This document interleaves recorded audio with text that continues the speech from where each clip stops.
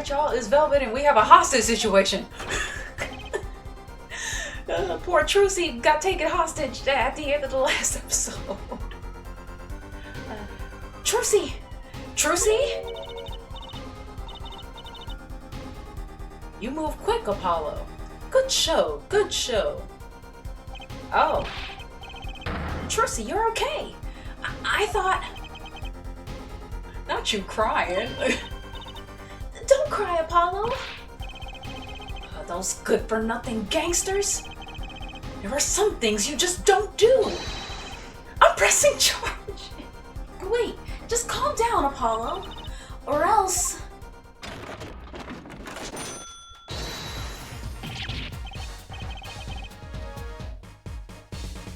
My thoughts exactly, Apollo. What the heck is that? Surprise? This is one of my best tricks. The amazing Mr. Hat. You look marvelous, darling. He's a big hit on stage at the Wonder Bar. Yes, I am a big hit. Well, what do you think? Do you like it?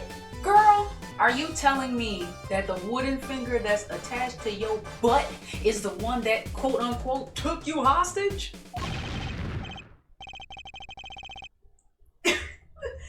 Trucy, there are some things you just don't do. I'm pressing charges. Apollo, now is not the time to be threatening me. It's you who's being threatened here. Huh? Remember what you said to Waki's father yesterday? You promised you'd save his son. But that testimony was rock solid. What are you suggesting I do? Look, once the judge declares a verdict, it's all over. If I can use my talent to stop that from happening, I will. Well, you are your daddy's daughter. Your daddy bringing in false evidence. You pretending to get kidnapped. Trucy, no more staged abductions, please. I'm not talking about magic, Apollo. I know when the witness isn't confident. I can perceive what he's feeling. It might not mean anything, but it's all we've got. Okay, you know what? In the first trial, we got introduced to Apollo's ability to perceive, like watch for little ticks in the witnesses to tell when they're hiding or maybe not giving as much information as they should be. And I was looking at the witness. The witness is so odd in general. I don't know what it could possibly be. Might not mean anything, but it's all we've got. You can see what he's feeling? Think back, Apollo. Think back to the times when there was a contradiction in his testimony. All the times. We'll just say I remember. There were 2 times when he made statements he wasn't confident in. And each time there was a contradiction.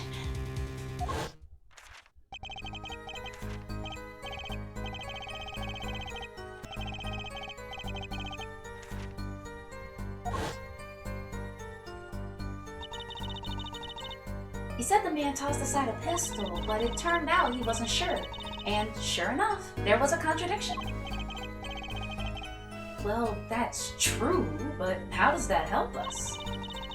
Didn't you notice anything? Whenever he made a statement he wasn't confident in, he displayed a certain habit. Did you see it? The very moment he said the word pistol, his fingers got all tense and he fiddled with the... Now game, how am I supposed to notice that? Ain't nobody looking at this man's crusty fingers. How am I supposed to notice that? Apollo's just like me for real. Well, I could see it. How else do you think Daddy went 7 years without losing a game of poker? What?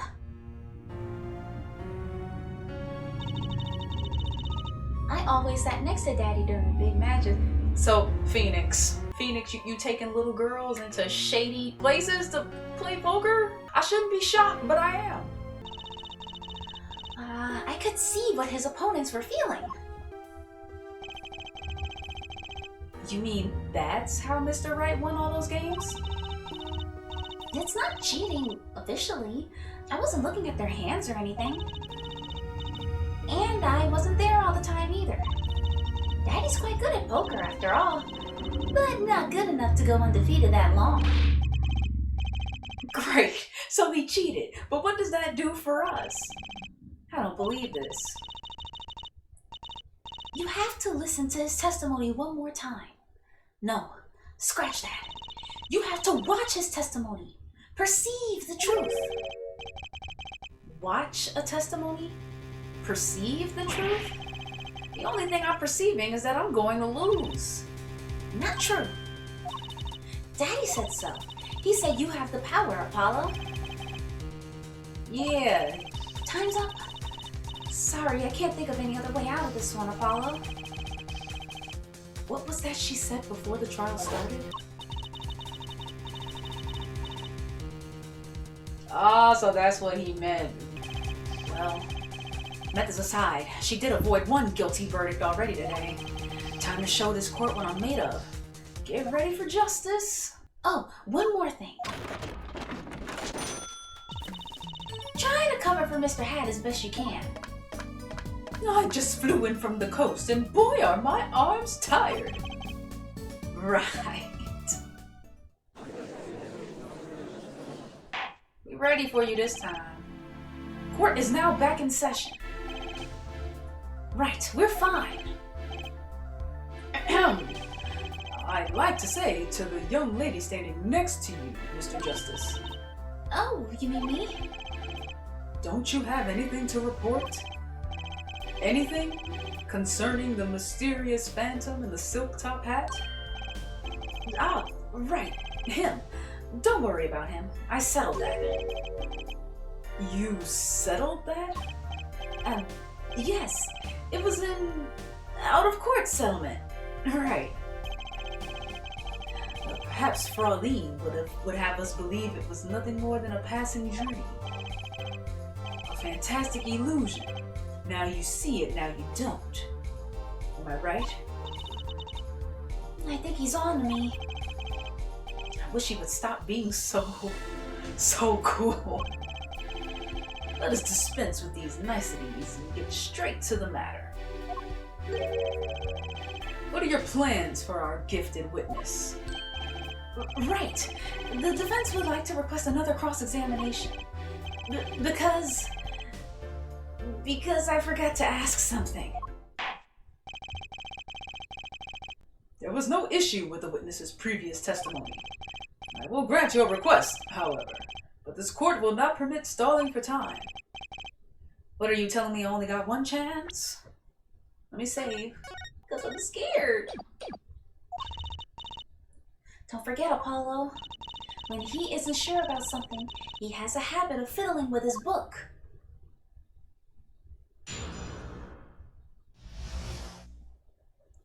Okay, one more time. That's it. Hello? So that was, the cell phone. Remember? Wait. Is this his cell phone? Oh, we gonna get to the bottom of this. We saw it. I don't even care about all that, Apollo. We saw it. Yeah, get it together. Bracelet.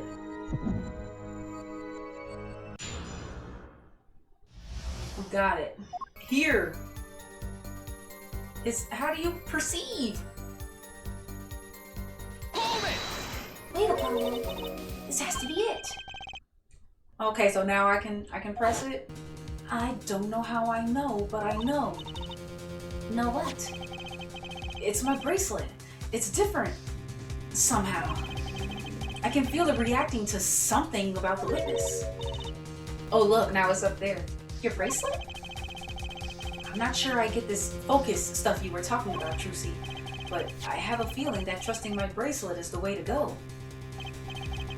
Okay, I just need to touch my bracelet with X as it reacts to the testimony. What's going I can see the witness's face. His expression so clearly, it's filling my mind. I can see nothing else. Hear nothing else. Apollo? Trucy, what's happening to me? This is what I meant by focusing. Focusing. In this state, you can see everything, Apollo. Everything the witness does. That's great, but this is kind of freaking me out. Just look for Mr. Stickler's twitch, his habit. You remember it, right? Okay. Gotcha!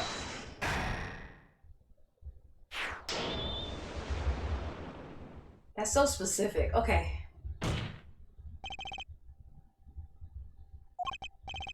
I saw it. Just now, I could see it. Mr. Justice, do you have something to say? All this banging of desks is quite bad for my circulation, you know. Mr. Stickler, allow me to ask you a simple question. Why did you fiddle with the page of your book just now? The very moment you mentioned your cell phone. What are you talking about? I'm curious now about this cell phone of yours. Mind if I ask a few questions?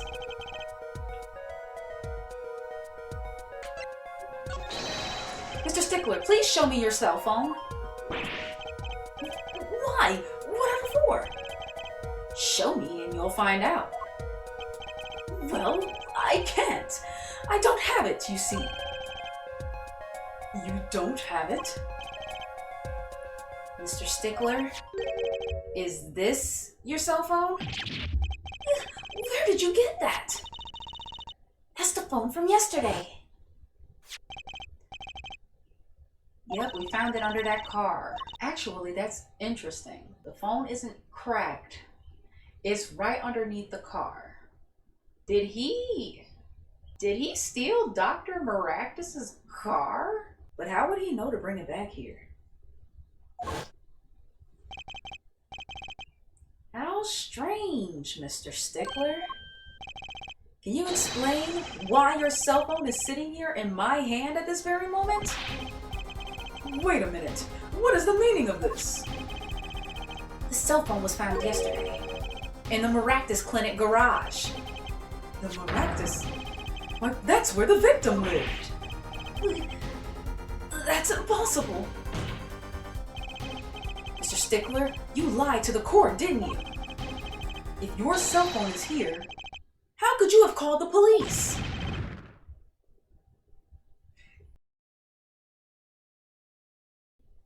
Look at him with his little lip quivering.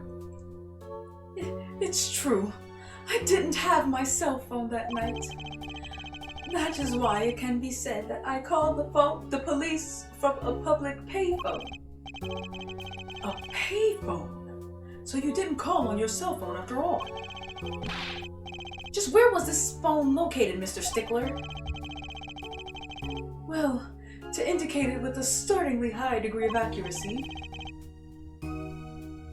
So either you went all the way around here, or all the way around there to it.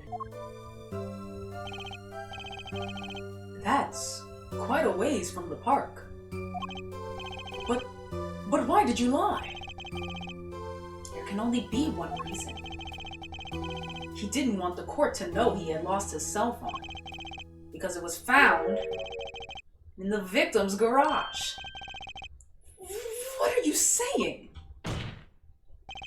Mr. Stickler, you broke into the Maractus Clinic garage on the night of the murder. This cell phone tells all.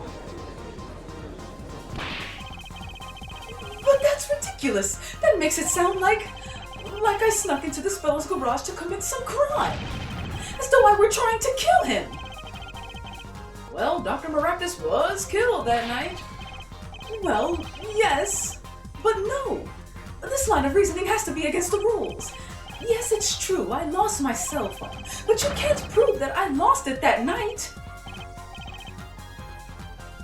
Well, Mr. Justice, if that cell phone was dropped the night of the murder, it does raise considerable suspicions as to a connection with the crime. Now's your chance, Apollo. Connect Mr. Stickler to the crime.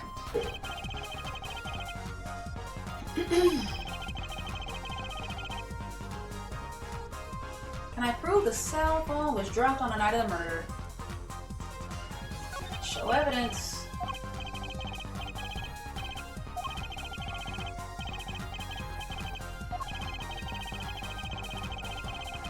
Alright. Take that! That's a side view mirror. As it so happens, Dr. Maractus's car was in an accident that took place the night of the murder. An accident? An accident. Happened a little after 9 p.m., just outside People Park, our murder scene. Dr. Maractus's car hit a pedestrian. What are you trying to say? From the absence of a mirror, it's clear that the car was parked after the incident, which means it was parked there after 9 p.m. on the night of the murder. If your cell phone had been dropped before the car was parked in that garage, then it would have been crushed. After all, it was lying on the ground right under the wheel. Ergo, Mr. Stickler, the only time you could have dropped this in that garage was after 9 p.m. the night of the murder in the park.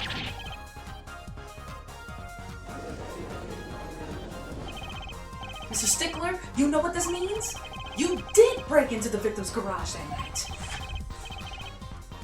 This is most unexpected, Mr. Justice. Are you naming the witness as a suspect in the murder of Pal Maractus? No, stop! This is too much! This can't be happening! Prosecutor, say something! I suppose it is worth saying this.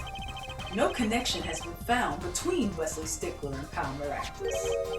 That is, other than this. I believe our next testimony will be most revelatory. Is the witness prepared? Yes, Your Honor. I know that face. That's the face of guilt. But if he did kill the doctor, why? Stickler's truth. That night, yes, I went to the supermarket. I must have dropped my cell phone on my way back. And when I was walking through the park, I happened to witness the crime. I saw the killer, the victim, the stand, all as clear as day. It was him. I saw the defendant at the scene. Yes, but your cell phone was lying in a garage. Yes, well, as you can see, my model of cell phone has a defect. It is given to rolling. It's quite a pain when I drop it alongside the road, you know. You telling me a phone of this shape rolled? One thing about these Ace Attorney witnesses, they some idiots. Looks like a normal cell phone to me. In any case, Mr. Justice, the cross-examination, please. That's funny. My bracelet didn't react at all during that testimony. His nervous habit must not be acting up. I didn't sense anything either, actually. Looks like you're on your own this time around. Right, no problem. I hope. Here comes justice. You have no point. What? What's wrong with you? We have no choice. We gotta press every single one. Okay, you went to the supermarket. So you went shopping? Which means you were holding a grocery bag when you witnessed the murder taking place? Well, yes, of course. Incidentally, the prosecution has received no report of this domestic detail. Mr. Stickler, can you explain yourself? No, I mean, yes, I did go shopping, really. I walked around the supermarket trying out the free samples. It's a deeply spiritual time for me. I'm sure the store clerks would disagree. Do you think sampling free food counts as a religion? In any case, that night, I sampled to my heart's content. And was on my way back home, yes. Well, where is this store? That's when you pass in front of the Maractus Clinic?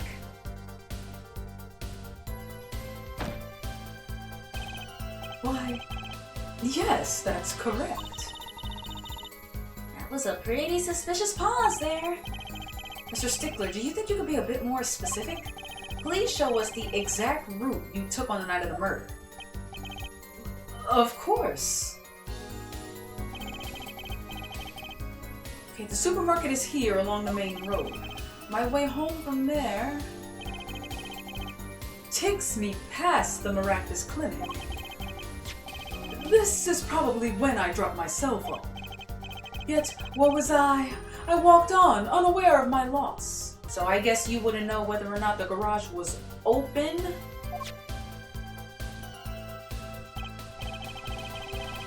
And walked right into that fateful park. Okay. This part of the testimony is the key. I know it. Should I press him about the killer, the victim, or the noodle stand? The noodle stand. Do you happen to remember the noodle stand? Quite well, yes. For a student of the sciences, keen observation and healthy curiosity are vital. I remember everything. I could even read the sign. I believe it said, noodle! Yes, that was it. No, it was not. Wait a minute. Noodle is on one side, El Dune is on the other. Okay, when we found this thing, it was facing this way, the way it's faced right now. So if you saw Noodle, he would have had to have been standing behind this. No? Maybe? I'm tripping? Well, Mr. Justice, I'm going for it. It's very important. We have nothing else. So the sign on the noodle stand said noodle? It appears the defense has just obtained a vital piece of testimony. Is this noodle stand's broth really that delicious? I'll have to go sample the wares one of these days. I think that's worth adding to the testimony as well.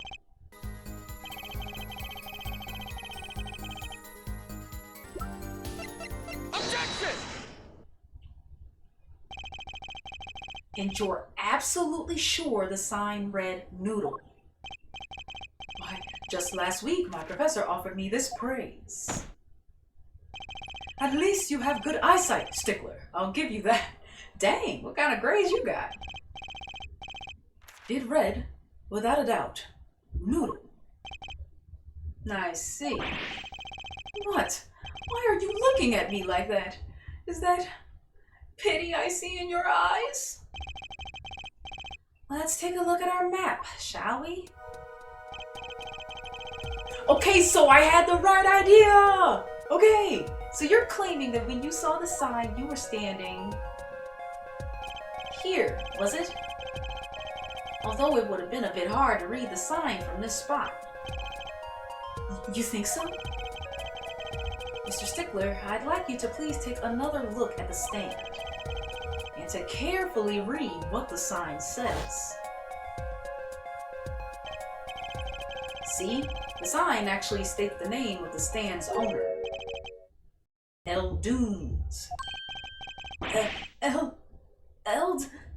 Inconceivable! I'm certain it was definitely a noodle, for sure. Positive. I'm afraid your professor was wrong about that eyesight. I wouldn't be so quick to jump to that conclusion. The sign he saw changes everything. The witness says the sign says noodle. And he saw it right. He was on the other side. What would you say if I told you that there is one spot from which the sign could be read the way Mr. Stickler claims?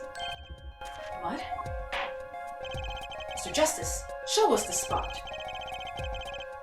The witness actually viewed it. Take that!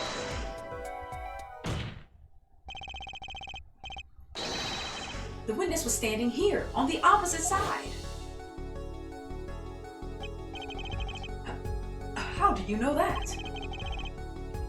When viewed from the south, the sign on the stand reads El Dunes, as we know. However,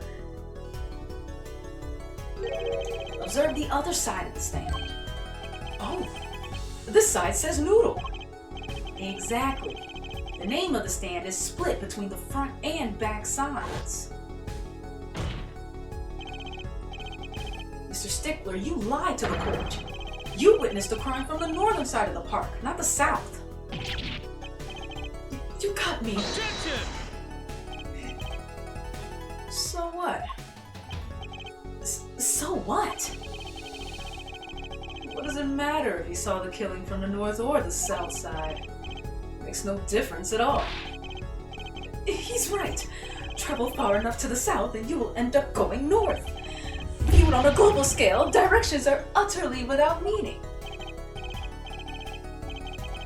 Actually, maybe he's right.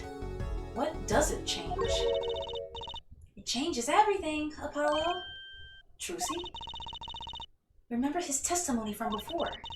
Though, to be honest, I'm a little scared of where this is leading.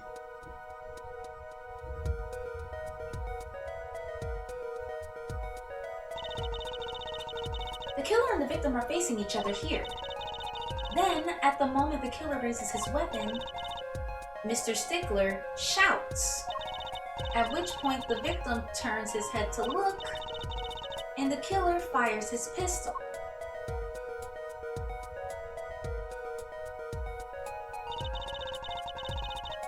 That's why the bullet hit him in the right temple. No contradictions, right? Right. But if Mr. Stickler was standing on the north side of the park, that reverses the whole scenario. He would have been... yeah. Completely. If Mr. Stickler shouts from where he is now, and the victim looks in his direction,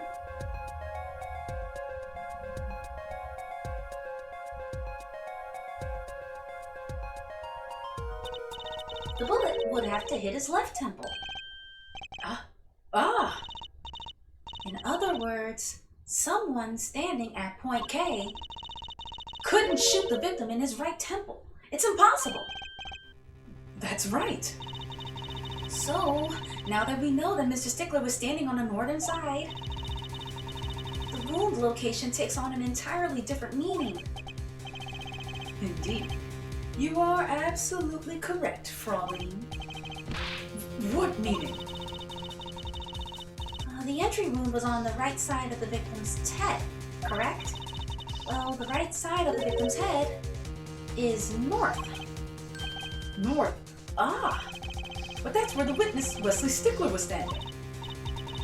Correct. So if he was standing to the north, then the only person here who could have shot the victim in the right temple was Mr. Stickler himself. Yeah, we got you now, buddy. Order. Wow, the apple didn't fall far from the tree. She's flipped this whole case on its head while I still was figuring out. Objection!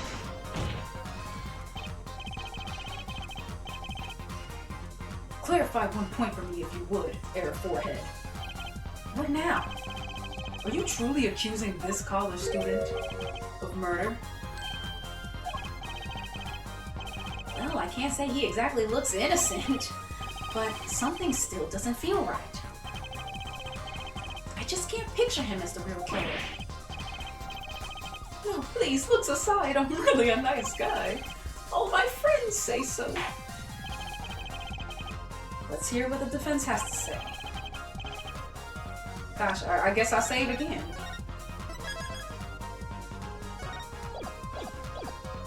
What are you going to do now, Justice? Accuse of another crime. Is this how we bring in the whole panty stealing thing? I think it is.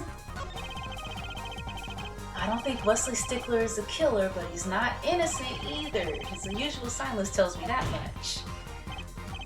Mr. Stickler, you seem unusually quiet. Tell us why, now. The word confession isn't in my dictionary.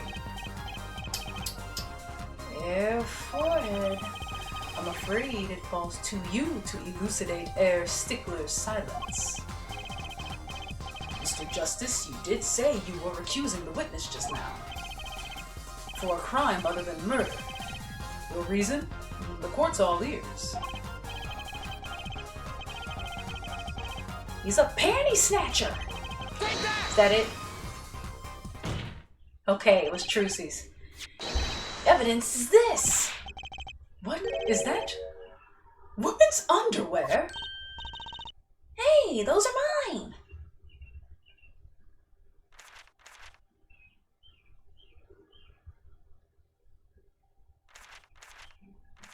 You good?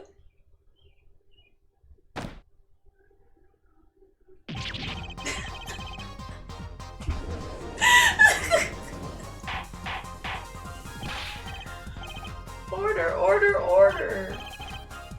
Mr. Stickler, well, I can't say this comes as a shock. It's not what it seems. By Pythagoras' theorem. Pythagoras.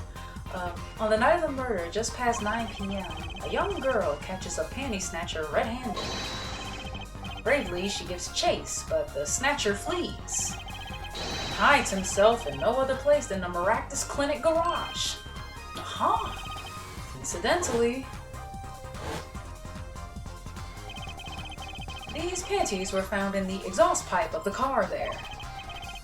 Presumably, he was trying to hide the evidence of his crime. Ergo, while you may not be a murderer, you aren't guilty of panty snatching in the first degree. Please hear me out, it's not what it looks like. Oh, by all means, explain to us how you managed to come across a high school girl's underwear, please. Mr. Stickler, you should be ashamed. It's not what it seems. Ugh.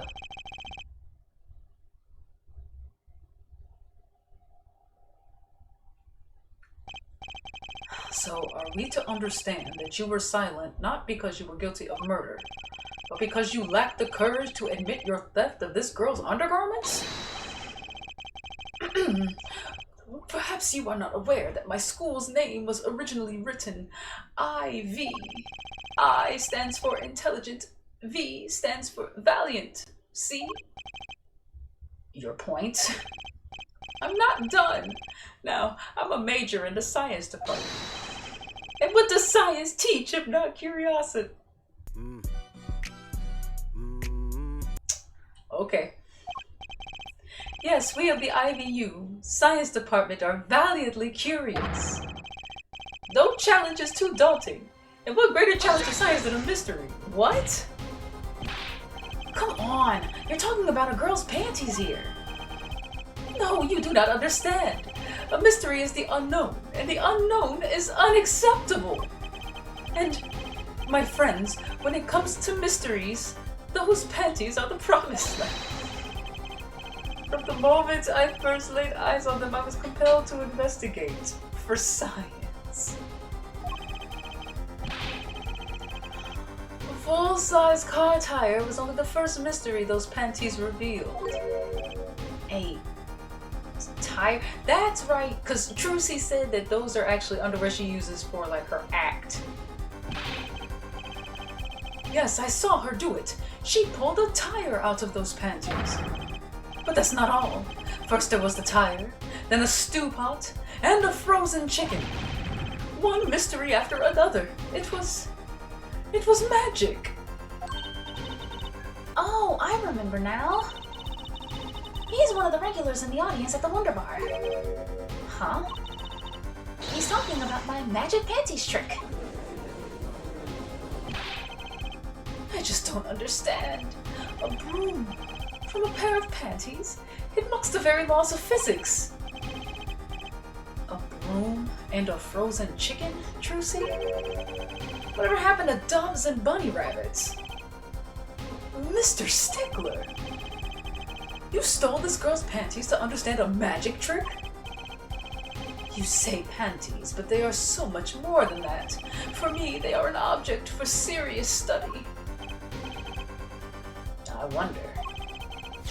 There has been a recent rash of panty snatchings in the area. Were they all you?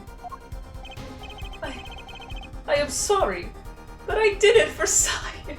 So you telling me because you didn't know where Trucy lived or whatever, you was just going around just grabbing random women's underwear just hoping you come across hers?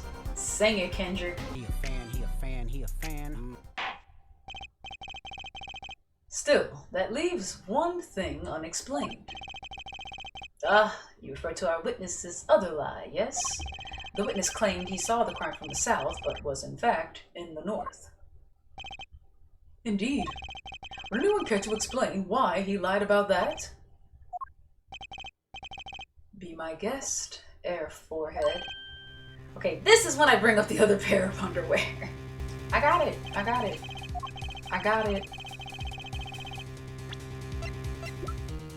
Take that! The evidence that shows why he lied is this. What? More panties? How many panties are you carrying in your pocket, Air Forehead? These are the last, honest! These were found in a trash can at the park. Looking at the diagram, we can see that the trash can was right next to where the witness stood. Mr. Stickler, you didn't. Alas, I am a failure as a scientist. I can't unravel the mysteries of the universe. I can't even unravel a pair of panties. So, these panties are your handiwork as well? That night, I had been hounded into the Maracas Clinic garage. Weeping in frustration, I was forced to abandon my prize. Don't you see how I felt? Believe me, I'd rather not. I hid in the garage for a short while. Then, abandoning the panties, I made for home. To avoid the office where the girl works, I went towards the south entrance. When I saw them hanging there on a clothesline by a giant mansion. A giant pair of pants. Apparently, he didn't know those bloomers belonged to the mob. I had them safe in my pocket, ready to take home, but I stumbled upon a murder. The murder of Dr. Maracas. I reported what I had seen, but as I waited for the police to arrive, I got scared. What if they searched me? That's when you dispose of the bloomers? Yes, it was a severe blow to the progress of science, but one that had to be borne. Man. Fascinating, if disturbing tale. I have no words. I have nothing for that. So where do we go from here? We gotta end it for the day, huh? Yup, I believe this brings today's proceedings to a close. I'm more than pleased to dismiss this witness for the remainder of the trial. Oops. One last thing, if I might. Yes, Prosecutor Gavin? Regardless of where we ended today, some vital points were made. Namely, that the defendant, Wakikitaki, was at the scene of the crime.